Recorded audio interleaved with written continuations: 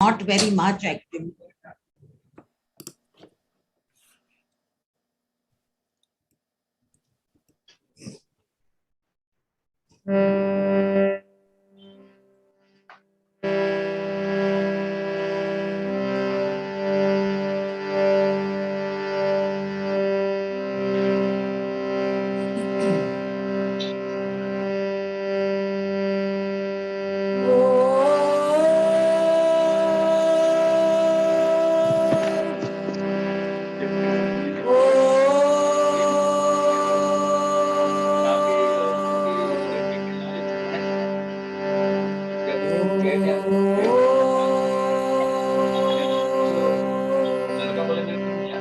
कैसे नहीं जानता।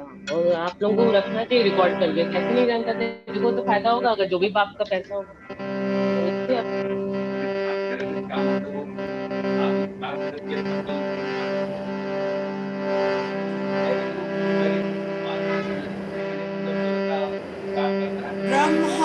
ब्रह्मानंदा पापा ऐसे ही उन्होंने बहुत लोगों का लेके रखा होगा ना। परमा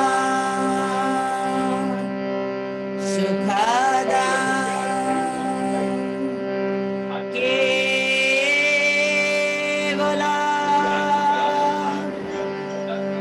ज्ञानमूर्ति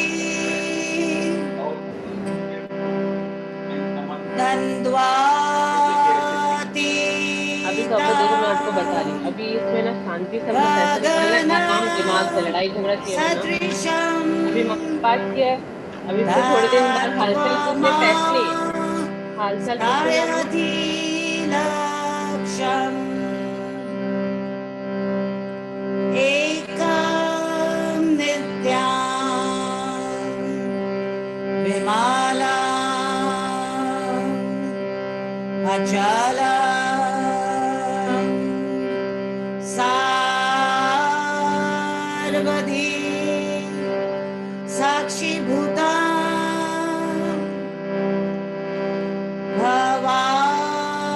भवातीता त्रिगुणा रहितं सद्गुरु तं नमामि। ओ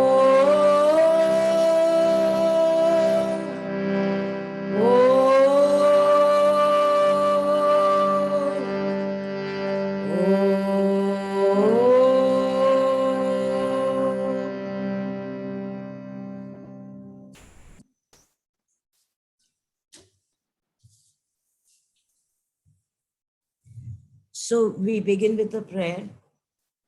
Divine Mother, Heavenly Father, friend, beloved God, Babaji Krishna, Jesus Christ, Lahiri Mahashaya, Swami Sri Yukteswar, my beloved Gurudev Paramhansa Yogananda,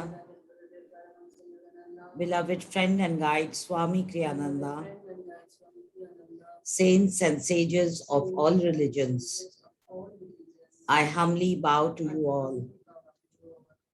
Thank you for blessing this Gita class. Thank you for raising all our vibrations.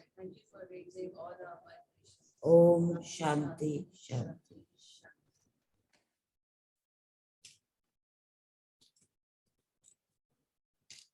So I think we were at page 116, right? Oh my God, 219. Acha, how did I leave it without finishing the chapter? I see. So I was talking about the doubters, right? So basically in this chapter, Krishna is talking about Jnana Yoga, the various types of people who, fail to get the knowledge, or even if they get it, there is a problem, okay? So he was talking about the most miserable of people, which are the doubters.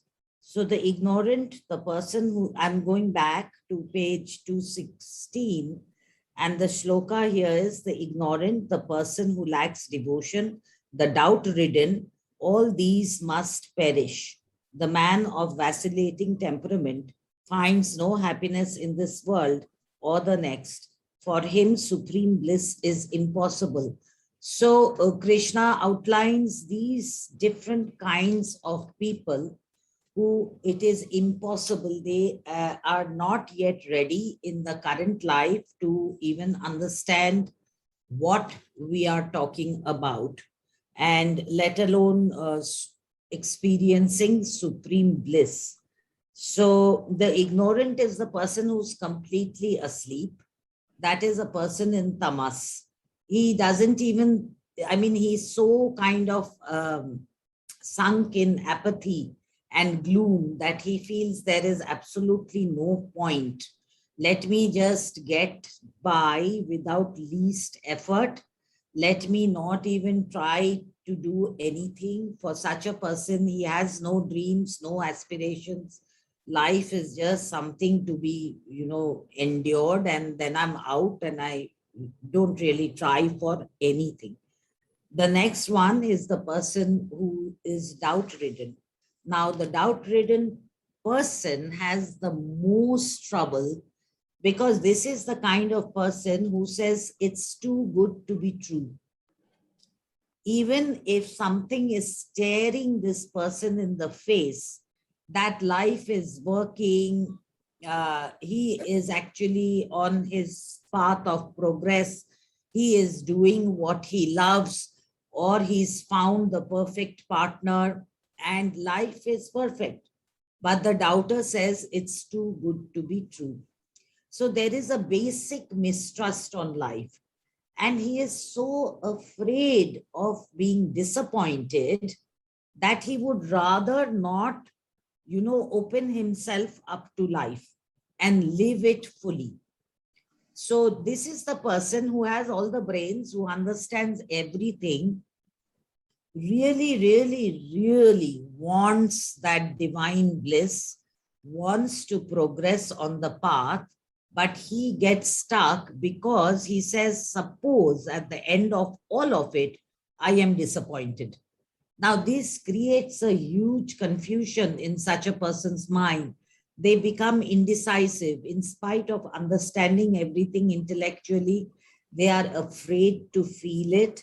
They are afraid to go deep into it, just in case I'm disappointed at the end. So this person has the maximum trouble. The next one is I think I read up to vacillating temperament. No, Oh, I went through this. To 19. No, only the first Last. soured by suspicion. Yeah, so this guy, this is the doubter. Yeah. Even if everything is good, now he will start, oh, how can a person even be true to me? Why does, and so they are jealous people who will start, doubting everything that is good in their life. So it comes as a result of certain negative core beliefs, which they have picked up, maybe in earlier lifetimes, maybe in childhood. Maybe whenever they started to dream in childhood, their parents said, who do you think you are? Just, put your nose to the grindstone and simply save up for your retirement. And that's all life is. And so even though they have a very deep desire for higher things, and they have a deep desire for complete happiness and joy and stuff like that, they simply cannot believe it. And just in case I'm disappointed, they will not even try. So the next kind of person is finally the man of vacillating temperament can never accomplish anything worthwhile. He will never commit himself to anything. He has no loyalties. He drifts through life as whims waft him, settling on no truth and forever uncertain of anything. So this is a kind of person, again, who cannot believe in any one thing. So constantly changing, shifting. So that kind of person also very, very difficult to progress on the spiritual path. So there are no loyalties, there are no firm beliefs. Like actually, if you look at it, one belief, one worthwhile belief is as good as another. All of this will actually take us to the center, to our core. But if we, keep hopping from path to path, that is why we say even on the spiritual path, fine, at one point you may be experimenting, you may be hopping, you may be seeing where do I fit in and what seems okay for me. But after a point, you need to settle down in a path. Otherwise, you won't get depth. It will only be width. You'll be skimming the surface. You won't go deep into anything. And then you'll sit on the fence constantly wondering if that was better or this is better. The point is none is better or worse. All of them will take you to the same center, provided you are on that path absolutely steadfast, provided you spend the time and energy to go deep into the teachings and to really understand them. All paths are leading to the same place, but it is good for us to go deep into one, anything that we choose, but not to keep hopping. Then the time and energy you spend, there just isn't enough time or energy in one lifetime. You need to go deep into one to be able to progress faster. The determinedly ignorant person can only be left alone to his own rhythms. Eventually, he will come out of his self-woven cocoon when he has suffered enough, and when through suffering he begins to care, and in the caring to make the first faltering attempts to develop his own latent abilities. Then he will emerge from that cocoon. So all souls have but one direction and one path. Now, if you as a soul have such heavy karma that you can't even raise yourself up, ultimately you will. That is what is promised by all the ascended masters, that ultimately, however long it takes for you, finally, one fine day, there will come a turning point and you will come on any chosen path to God. The apathetic are at least aware that there are clouds of unknowing to be blown away. They imagine that life has nothing more to offer them. When their dreams of passive contentment or resignation fade, they begin to look around anxiously for viable answers. So, fully ignorant, leave them. It is a matter of time before they will actually be prodded to move on the spiritual path. The apathetic are, they at least know that there is something wrong, that something needs to clear in their lives, but they are too lazy or they lack the energy to move forward. When their dreams of passive contentment or resignation fade, they begin to look around anxiously for visible answers, viable answers. So these kind of people will take a little more time. They will say, what's wrong with my life? I'm fine. I don't need to change. It's okay. I have a good job. I have a family. But beyond that, they cannot go. But ultimately, they will. When this contentment and resignation fades, they, that this is how it is. Suddenly, one fine day, they will realize that, no, I don't think this is all there is. There must be something more. And then they kind of move themselves. It is the doubter, alas, who suffers the most. His thinking processes, despite his longing to be good and to do right, become paralyzed. He yearns to find something on which he can fix as his ideal, but then tells him that for one reason or another, that ideal cannot exist. His tragedy is that he yearns for bliss but finds it denied him by a compulsion in his own nature that he can't understand. How is he to overcome this self-damning tendency? So these are the classic people who self-sabotage, okay? When everything is going great, when I also have sufficient knowledge, I know where to go, I know how to progress on the spiritual path, but something in me just stops me and I sabotage my progress and growth. So what is that something? That something is usually the ego. The ego is very, very strong, which puts up all manner of, arguments that maybe this doesn't exist. What if it doesn't exist? They'll ask all these hypothetical questions and they will go into their head. You understand, people who think a lot, too much of analysis paralysis. But suppose this happens and suppose that happens without taking any action or without honoring the feeling within. It's too much of intellectualizing. It's too much of logic. But the energy of source is not logic. The energy of source is feeling and intuition, which is beyond logic. But the doubters will use all these skills. They are very skilled in bringing up arguments about what if, and suppose this doesn't, then what is plan A, B, C? So there is a lack of faith, even though there is a deep desire to progress.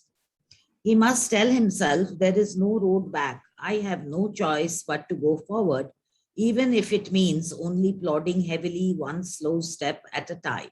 He can expiate his karma by helping others to resolve these doubts. He can concentrate on his own yearning for truth until the very yearning pulls him out of the dense fogs of doubt into the sunlight of a faith, all the more certain because it has rejected gloomy speculation as a waste of time and energy. So he finally realizes that I am too much in my head and really I need to take action. Okay. Helping others to resolve their doubts and uncertainties becomes for him a way of affirming his own solution orientation. For him, at last, supreme bliss becomes the only possible solution to every problem and difficulty in life. So if the doubter finally gets out of his head, as it were, and he starts maybe helping others, helping others to think through it, maybe he will become clear and maybe he will come into the onto the path. Okay. So the next stanza says, O winner of true wealth, Arjuna, one who has dissolved all his karmas in oneness with God and has obliterated his every doubt by wisdom, becomes completely self-possessed. No further action can entangle him. So what is true wealth? The true wealth is the realization of God. So one who has dissolved all his karmas in oneness with God. So a self-realized person and has obliterated his every doubt by wisdom becomes completely self-possessed, ego-free. No further action can entangle him. So a person who is a Jivan Mukta, who is freed while living, who is actually self-realized, such a person, through Jnana Yoga, Krishna is actually talking about Jnana Yoga here, through wisdom, he becomes completely self-possessed. Self-possessed means that I know who I am, I have realized my God essence, and I have let the ego go. Now, nobody lives here but God, as Paramahansa Yogananda used to say. Okay. Arise, therefore, O descendant of Bharata, Arjuna. Arise, take shelter in this greatest science of yoga. Slash to pieces with the sword of wisdom the doubt you feel in your heart as to the nature of the self, that is with the capital S, as to the nature of the self and of who you are in reality. So Krishna is telling Arjuna that, I have explained so much to you. Now you can really get up and move forward, understanding that with your wisdom, understanding that you are none other than that. Tvatvam asi. You are that. I am that. So when you understand that, your ego, which is actually the stronghold of fear and separation, the ego will automatically dissolve once you get this realization. Okay. Thus ends the 4th chapter called Jnana Yoga, union through knowledge of the divine, of the Upanishad of the Holy Bhagavad Gita in the dialogue between Sri Krishna and Arjuna, discussing yoga and the science of God realization. So this whole chapter, Krishna has been talking about Jnana Yoga. Okay. So the next chapter, chapter 17, it talks about freedom through inner renunciation. Okay, so what does that mean? You play the game of life fully understanding that this is a game and that you are a spiritual being having a human experience. Okay, so inner renunciation, you may be doing everything in the world that you need to do. You may be earning a living, you may be having a family, you may be involved in 10,000 things outside, but inside you are detached.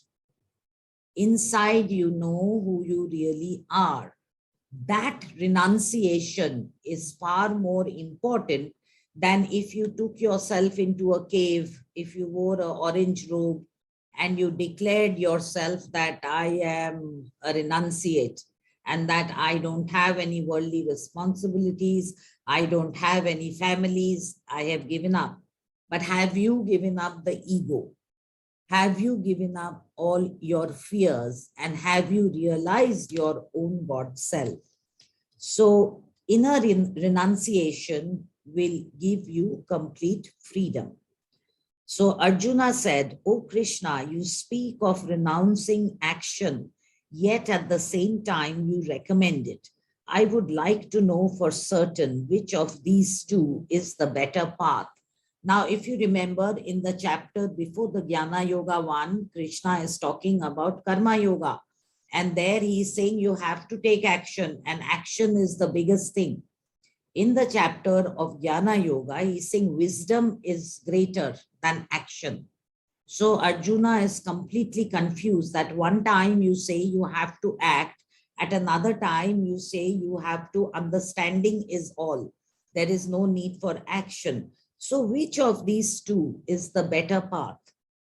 The Blessed Lord answered, when rightly understood, both action and non-action lead to salvation. Of the two, however, right action is better. So let's see what that means. Okay. In chapter 3 of the Bhagavad Gita, Krishna states unequivocally that in this vibratory universe, it is not possible to refrain from acting. Okay. So why did he say that? In this vibratory universe, what is the non-vibratory universe? That is Sat, that is existence, that is the ultimate reality. Then what happened from Sat with the vibration of Om? The world and the universes got created. What is the difference between our world and the world of Sat? Our world is defined by time, space, cause and effect. And the moment we are bound by these things, it is a world of relativity. It is a world of good and bad, black and white, right? Ugly and beautiful. And why have we come here? As parts of God, we have come here to understand through experience of black the true nature of white. Without relativity, we don't know, we don't understand when we come down here in the 3D world. So in the 3D world, we have signed up for action, because it is only through action, the action is the cause, the consequence is the effect. Through our action and the consequence thereof, we learn our life lessons. And through those life lessons, we move towards our soul nature, which is God, right? Over lifetimes, we are learning what works and what doesn't work. So because this life is a life of duality, we have that contrast, and we have signed up to play in that contrast, to be able to understand through that contrast what actually serves us and what does not. And finally, we move out of the game when we are, of course, enlightened masters, right? So in the vibratory universe, it is not possible to refrain from acting. You have to act. You are compelled to act, because through the action comes the learning. Through the action comes the consequence of your action, right? So you can't just say, I will not act and I will sit. And even if you say that, you are still breathing. That's action. Even breathing is an action. So it is not even possible not to act. Okay. Here he states, just as unequivocally, that both action and non-action lead to salvation. Is he contradicting himself? It must be understood that non-action has a different meaning here from inaction. Okay, so non-action and inaction, Swami Kriyananda is making a distinction. The meditating hermit is still acting, even though he sits for long hours in silent meditation, in some cases even for days or months at a time. The difference is that physical immobility need not indicate mental inaction or inactivity of the whole inner energies. What is the hermit doing? He is moving up the energy up the spine, right? So there is a lot of action going on. The deeply meditating yogi is certainly active, though in a very different way from most people. His action is inward. He is directing energy through the subtle nerves in the spine. He may, if he is a Jivan Mukta, a person who's freed by while living, be expiating his karmas of past incarnations, re-experiencing his past deeds in vision and offering them up on the altar of spirit, with the realization that even then, while he was living in ego consciousness, God alone dreamed his life and acted through his ego delusion. So a Jivan Mukta, he is meditating, so there's a lot of action going on. He's raising his vibration. He is emanating that vibration out into the world. And if he is a self-realized free person in this lifetime, he still has past karmas. I was talking about karmas like the Sabija karma, the Sanchita karma, which is a whole truckload of karmas. So while he is meditating and he seems still and he's not doing anything, he is actually going back over all his past lifetimes and releasing the karma so that he can, from a Jivan Mukta, he can become a Param Mukta. Now I have released not only this life stuff, all past lives. So what do they say when Buddha sat under the Bodhi tree for 44 days? What happened was he went back to 44,000 past lives. And in those days, he simply dropped all the karmas that he had accrued that was still left. And then he came out enlightened. So that is what a hermit is doing. Okay. So that may be called as non-action. Okay. And even then he realizes, this kind of a hermit, that even when I was in my ego self through so many lifetimes, God was working through me. It wasn't, I mean, I am nothing but God, a part of God. So that part of God was working through me, going through all these ups and downs, this black and white, these weird, experiences that I went through, only to come to the realization through experience of who I am. Okay. So God alone dreamed his life and acted through his ego delusion. So the ego is just something which is dumped on us so that we become who we are not. And when we are not who we really are, then we are compelled to go through experiences, and through the experiences learn who we really are. Okay.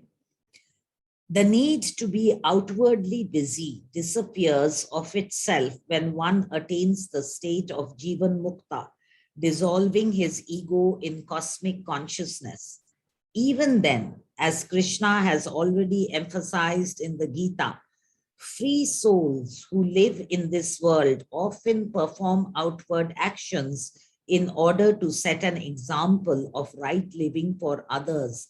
They do so because ordinary persons would find it all too easy once they take up sannyas or the monastic path to become mentally as well as physically inactive in the name of complete renunciation.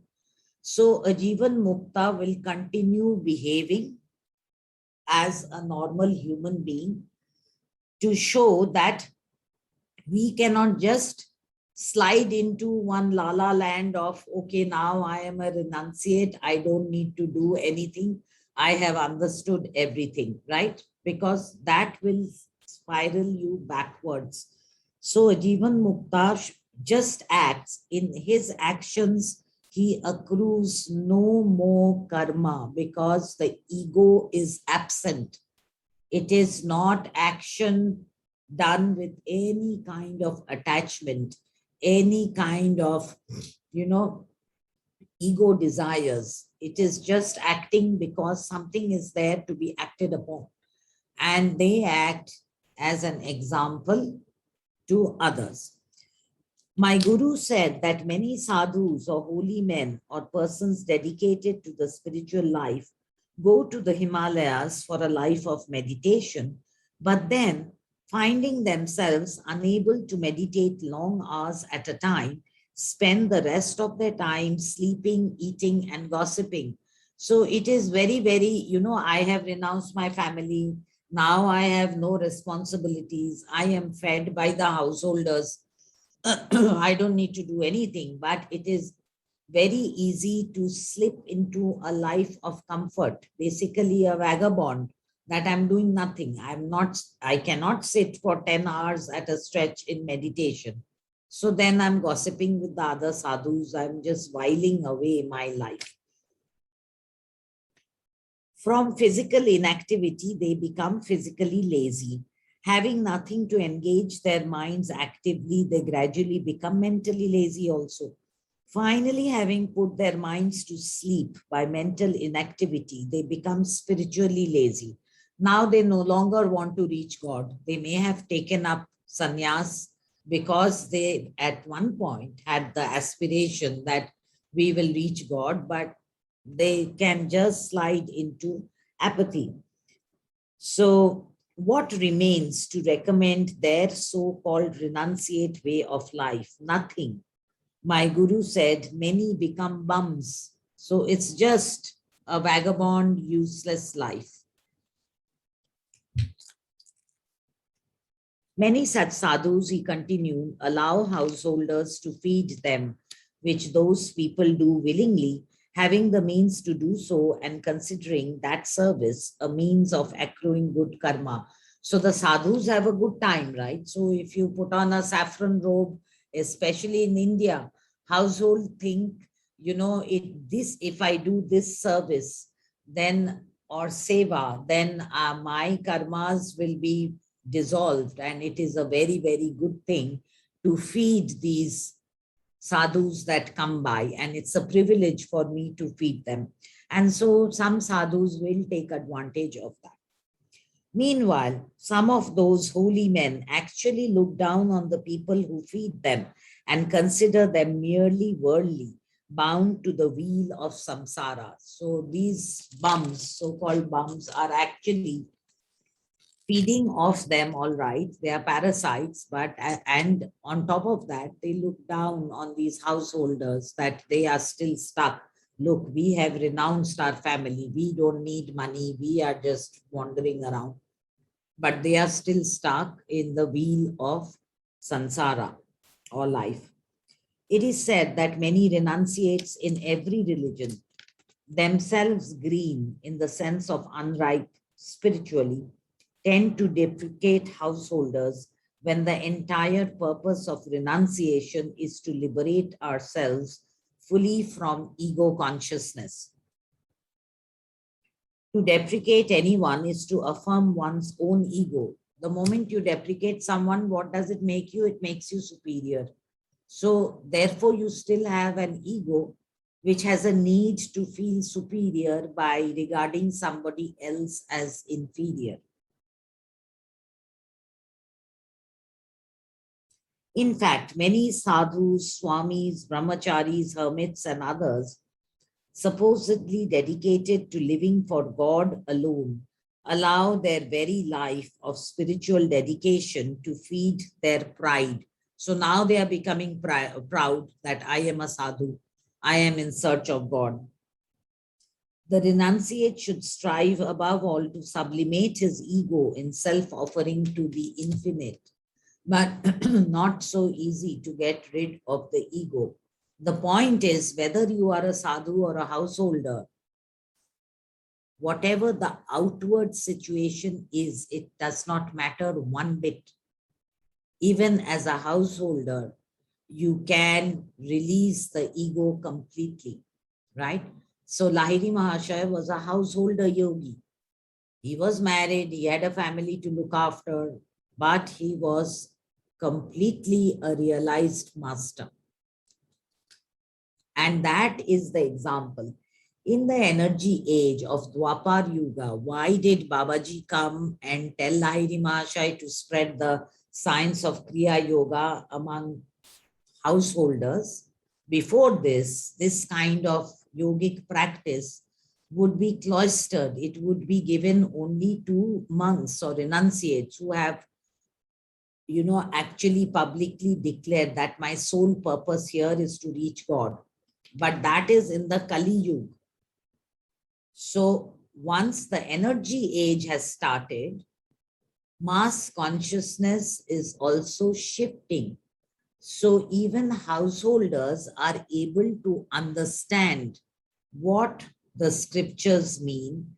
They are able to practice this science or this art of God realization even while leading a simple householder's life. And this is only because of the cycle of the yugas. It is now time for householders to take on something like Kriya Yoga. Before, it never used to be thought of like that.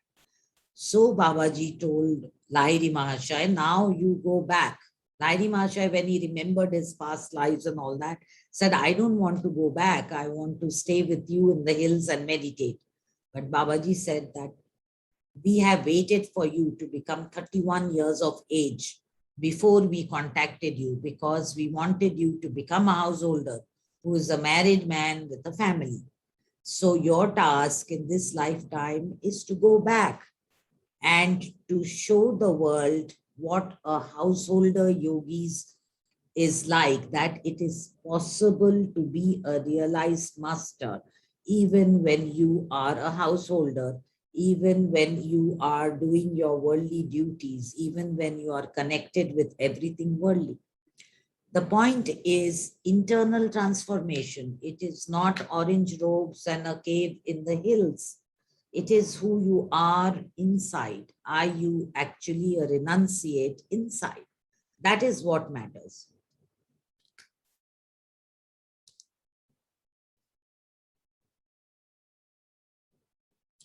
Right.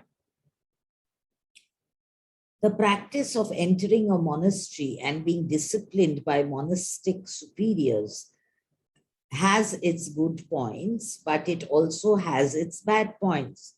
Submission to a true guru is essential in one's search for God, for such a one knows the disciple's karmic needs and can guide him in what he must do now to escape the coils of past karma. The average monastery superior, however, has no such wisdom and usually has the institution's needs as his priority, not the spiritual needs of the individual. Obedience to such a person who is merely the one in charge can controvert the subordinate zeal, but personal spiritual needs and may even ignore what he should do to rise spiritually towards God consciousness.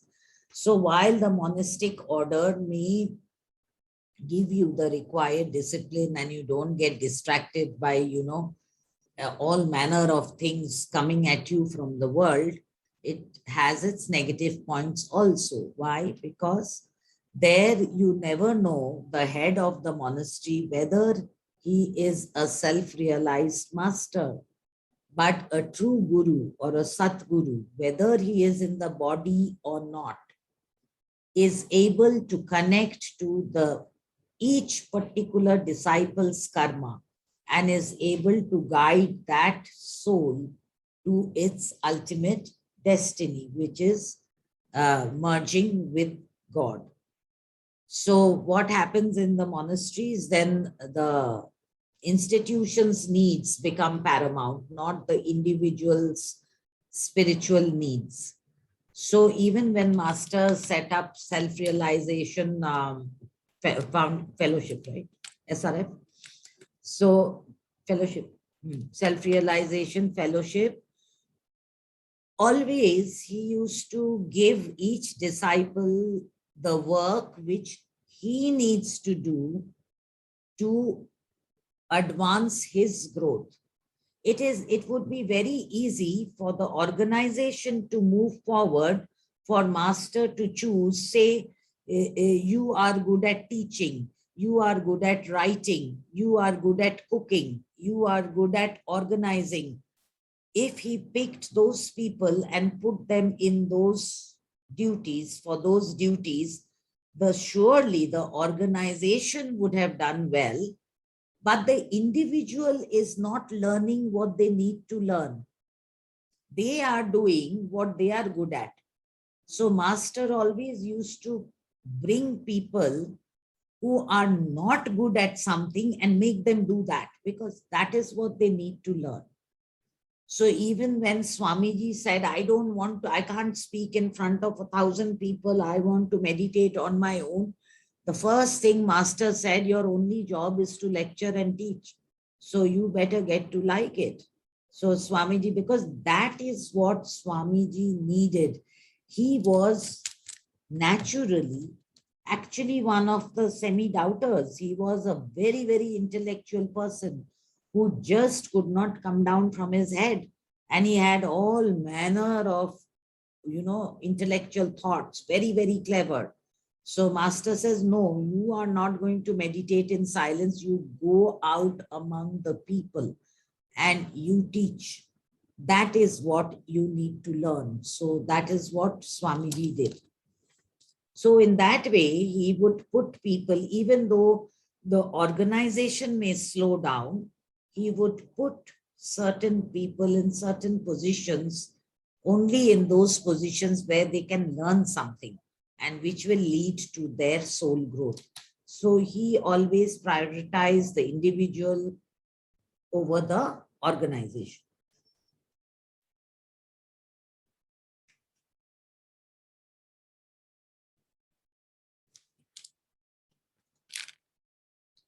The subordinate is commonly told in a monastery, Swamiji is continuing.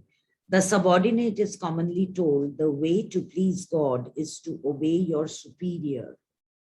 What, however, if the superior tells him to do something obviously wrong or against the subordinate's conscience?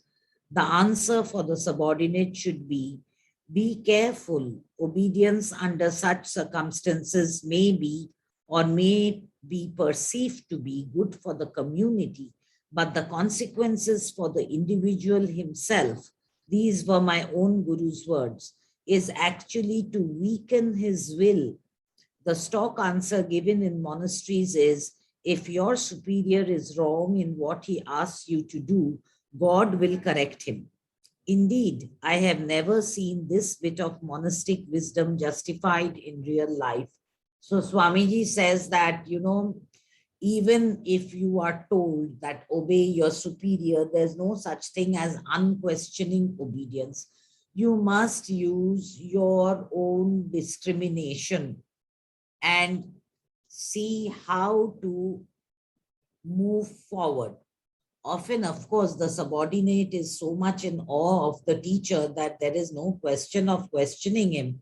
And so then you become like a sheep, herd of sheep being led by someone who's not a real master. For many people, the monastic life is a wonderful way of serving and finding God. The old model, however, of absolute obedience to anyone and everyone in the name of eternal salvation is archaic, indeed medieval. What is needed always, but especially in an age when people everywhere on earth are becoming conscious that the true nature of matter is energy, is for one to live more freely in the self, in our higher self, that is to say, in God. Those with some experience on the spiritual path may indeed be able to advise novices wisely. It would be ridiculous indeed, in the name of affirming one's own free will, to ignore the voice of experience. Still, to be obliged to act merely to please someone who may, in fact, be not at all enlightened is to shift the burden of responsibility to where it cannot ever belong, onto somebody else's shoulders. So Swamiji is saying that ultimately the responsibility for our own lives rests on us. We can't then dump it on the superior in the monastery saying, but he told me to do it. It is up to us with our own wisdom, with our own experience, to walk the spiritual path. And as I keep saying, that also the spiritual path by itself is a razor's edge.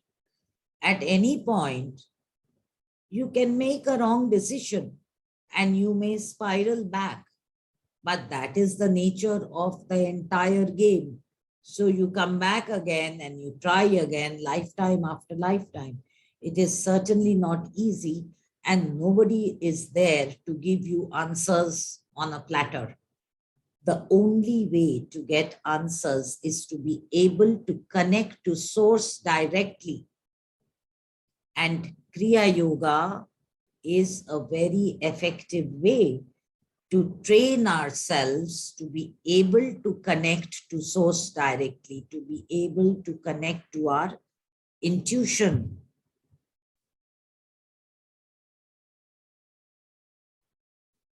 Okay, so let's, where were we? Let me finish this paragraph.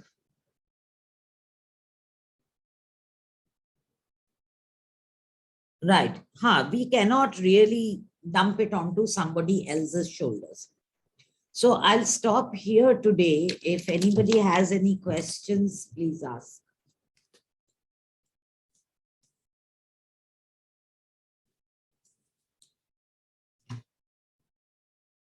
Any questions, anybody?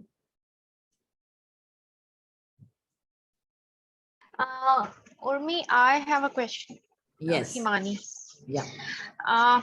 So like you said that people, if someone is not enlightened, or maybe that's my ego who is judging someone that that person is not enlightened. But if you're asked to do or follow some commands or things in corporates which you don't think are, oh shit, मेरा phone ही बंद हो गया मैं session में.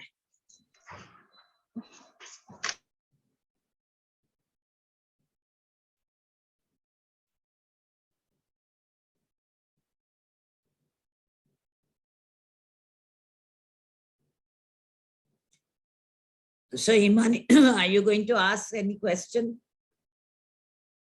She's gone off. Anybody else?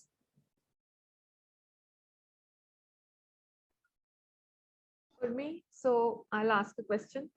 Now we are incurring karmas each day, right? We are incurring karma lifetime after lifetime. Now, and we have to come back to that one path. I mean, we have to all merge with the light. That's what the intent of every human being is. Now, aren't we like, instead of going closer, going away, because we are in the process of every lifetime we are incurring some different karma, and again we're going away. How are we ever going to compete with our own karmas which we have really accumulated lifetime after lifetime? Right, which is where the need of a true guru is very, very important. To have a guide, the path becomes easier. Okay, because the guru actually guides you energetically to move forward. And in one lifetime, you can actually become a Jivan Mukta. So Master had some very, very advanced disciples who became Jivan Mukta in this lifetime. Then what do? If they go into deep meditation, like Buddha, they can dissolve 44,000 lifetimes. You understand? Then it will go away. You don't have to re-experience them because you have attained the complete wisdom. You can simply see them in meditation, get the wisdom, and therefore that karma drops. You don't have to go through it.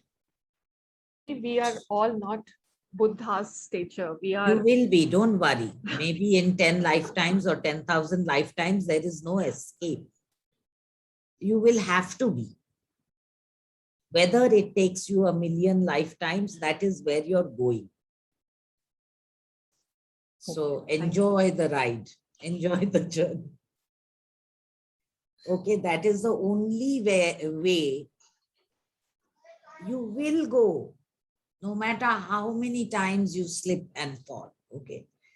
So let us, if we start looking at these things in a linear way, in a linear 3D way, you'll never get answers like this. You have to go up and try and understand beyond space and time, these concepts. Yeah, Himani is back. Yeah, my phone got switched off. Hi. So, Interesting. okay. So I was asking that like if we are asked to do something which, like for my consciousness, that is not the right thing to do, but because it's a manager and being a team member, you are asked to do or pressurize the other team, someone from the other team to follow something which even we think is not correct, but because that will bring big name to the team, we have to do it without any logic, and it's equally illogical what we are doing right now, but just moving to the next step to show everyone we are asked to do. So what do we do in such scenarios, and what can be done? So you are coming down to the corporate level. Suppose there is a manager, and again, see, what did we study before? What is right action? What is dharmic action? Anything that will lead to the highest good of the greatest number. So if you take a corporate scenario, the boss does not go personal. He will see what is good for the overall growth of the company. And he will take the decision from that impersonal point of view. I'm saying a good boss, a proper boss who is doing the dharmic action that he's there for. So if he has been hired to increase the profits of the company, then he needs to do that which is going to get the profits for the company and look after the employees at the same time. So you have to rise a bit above and see the bigger picture and then act. Yes, so in the bigger picture also we see that there is a resistance from the team and even from the other team. Both have to implement a particular process because we know that's a lot more time consuming than what we are doing now. And we are thinking that's a shortcut, but it is not. It has so many loopholes inside which we are overlooking, and there are better things which we can implement, but we are being forced. It depends on the culture of the company. If it is an inclusive culture rather than a top-down culture, then it will happen. They will listen to your inputs. But if it is a top-down culture, then you have to ask yourself karmically, why are you in this organization? What is it that you are supposed to learn? Now for 2.5 years I've been asking. Precisely, energetically, there is something there for you to learn. And that is why you are there. Until the time you don't learn it, you may leave this company, you will land in exactly the same top-down authoritative boss company till you learn what you're supposed to learn. So it's a question of introspection. You have to understand, why am I here? What is it that I'm learning? So one thing which I have learned, one thing is that all these scenarios have pushed me towards spirituality. So that is one thing which has happened in last 2.5 years. I see a change in where I was and where I am now as a person. But other than that, also there has to be more. That's why I'm still there. So that I'm trying, I question every time for me. So whenever anything like that happens, which is little disturbing or not as per what I think is right, or even for the team, when I feel others are being pressurized and they are in a bad mode. So I don't know. Let me see what comes up. What you are supposed to learn out of it. Yes. I have. Yeah. Okay, thanks. Possibly, I don't know. These are all hypothetical. I don't know the situation. Possibly you are being asked to speak up, or possibly you're being asked to be detached and to flow with it. There may be many things that you are being asked to learn in such a situation. Yeah, speaking up, I think it's one of the things, because I just absolutely keep quiet. Oh my God, sorry, the battery is going. Let me just hop off and yeah. So you have to ask, what is it that you are going to learn? Right. Okay. So if nobody has any questions, I'll end the class. Yeah. And see you next Sunday. Divine Mother, thou art omnipresent. Thou art in all thy children. Manifest thy healing power in all bodies, minds, and souls. So please chant Om with me 3 times and we send the healing vibrations. Om.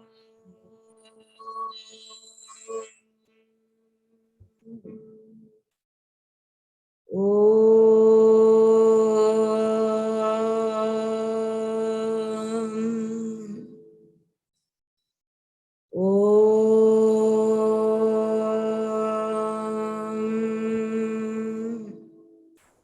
Shanti, Shanti, Shanti. So see you next Sunday. Kriyabans to please stay back.